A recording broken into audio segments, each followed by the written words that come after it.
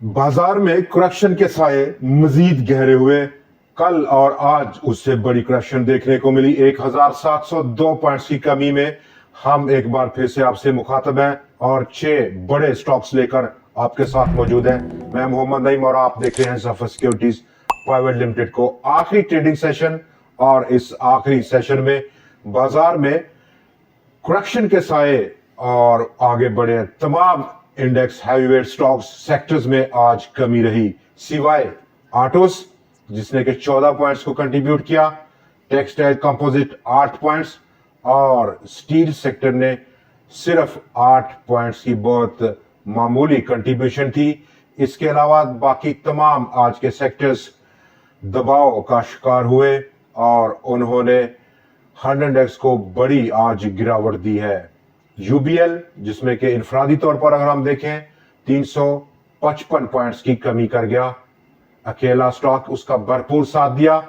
फौजी फर्टिलाइजर ने 173 पॉइंट्स की कमी के साथ, agro holding 170, hub power 106, lucky cement 97 points और oil and gas development company ने भी 69 पॉइंट्स का आज हिस्सा डाला है। आज के दिन जहां पर बड़ा जोर दिया बाजार को उठाने में, सिर्फ नेशनल बैंक ऑफ पाकिस्तान ने 82 पॉइंट्स की पॉजिटिव कंट्रीब्यूशन थी, लेकिन बहुत मामूली कंट्रीब्यूशन थी, बिल्कुल काम नहीं आई और बाजार 1,54,434 पॉइंट्स की सतह पर बंद हुआ है। आज के दिन जहां पर कल और आज लगातार 2 दिन में ऑलमोस्ट करेक्शन थी और वहीं पर बाजार इसी हफ्ते में अपना ऑल टाइम हाई बनाने में कामयाब हुआ था, ऑलमोस्ट 1,58,000 के बिल्कुल आसपास, और मजमूई तौर पर इस आउटगोइंग वीक में ऑलमोस्ट बड़ा गेन 100 एक्स ने जाया किया है। वीक ऑन वीक बेसिस पर सिर्फ 163 पॉइंट्स का इजाफा ही करने में कामयाब देखा गया है।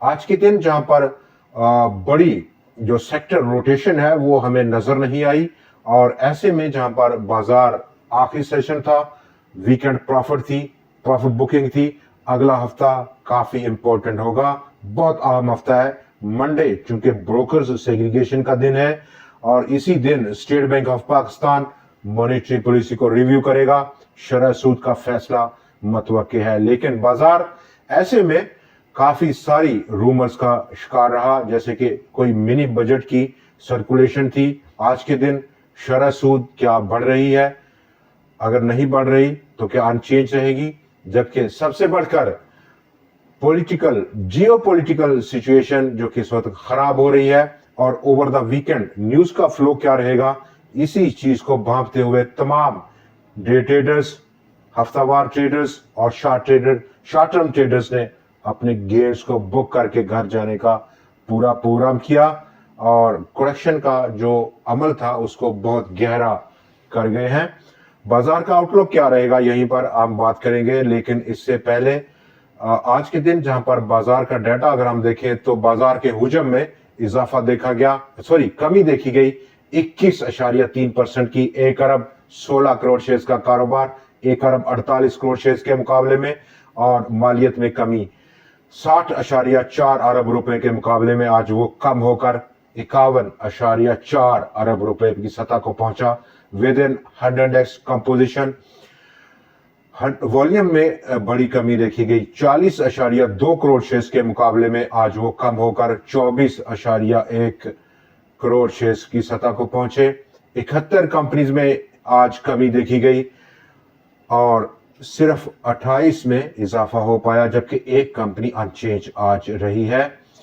ये वो कोल डाटा है और आज के दिन जहां पर बैलेंस ऑफ पावर बहुत हद तक बियर्स के हाथ में रहा, 476 टोटल स्टॉक्स में आज ट्रेड हुआ। ओवरऑल पूरे बाजार में 263 में कमी रही, 180 में इजाफा रहा और इसके साथ साथ 33 स्टॉक्स आज अनचेंज रहे। 5,05,270 नंबर ऑफ ट्रेड थी, कल के 5,72,291 नंबर ऑफ ट्रेड्स के मुकाबले में।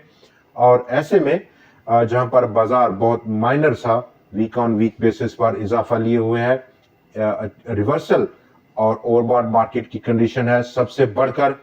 और बड़े सेक्टर जिसपे कि कल भी हम बात कर रहे थे, सीमेंट और उसके साथ दूसरे sectors banks, fertiliser overbought territory में है और मजीद करेक्शन की तवक्कुआत हैं।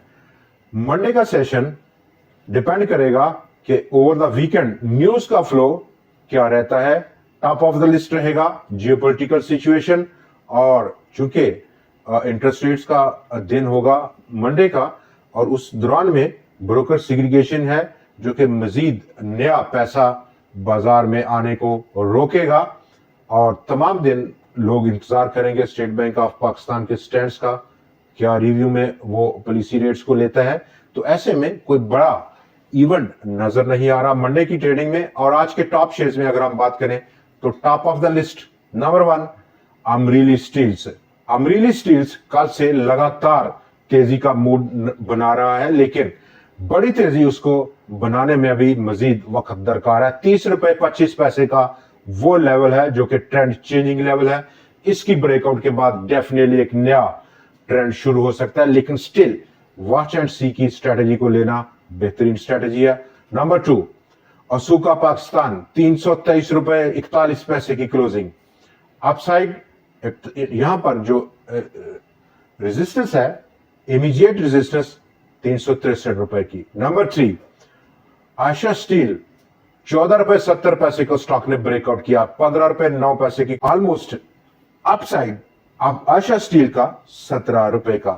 स्टॉक नंबर 4 वाफी एनर्जीज 183 रुपए, ऑलमोस्ट वाफी एनर्जीज का 200 रुपए का टारगेट है। नेटसोल टेक्नोलॉजीज भी हल्की सी मूव में नजर आ रहा है, और ये 5वां शेयर है।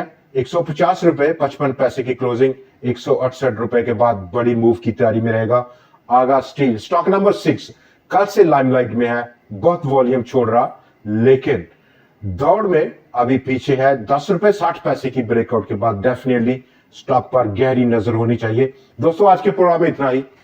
मंडे को आपसे फिर मुलाकात रहेगी नए एनालिसिस, नए स्टॉक्स और कुछ नई ट्रेंडिंग स्टोरीज के साथ। देखना ना भूलिएगा।